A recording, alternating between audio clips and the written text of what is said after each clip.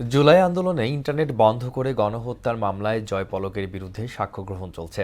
বিচারপতি গোলাম মুর্তজা মজুমদারের নেতৃত্বাধীন আন্তর্জাতিক অপরাধ ট্রাইব্যুনাল ১-এ সাক্ষ্য গ্রহণ হচ্ছে। একই ট্রাইব্যুনালে আওয়ামী শাসনামলের বের টিএফআই সেলে গুম নির্যাতনের মামলায় শেখ হাসিনা এবং সাবেক ও বর্তমান ১১ সেনা কর্মকর্তাসহ ১৭ জনের বিরুদ্ধে জবানবন্দি দেয়া গুমের শিকার ব্যারিস্টার আরমানকে জেরা করবেন আসামিপক্ষের আইনজীবীরা।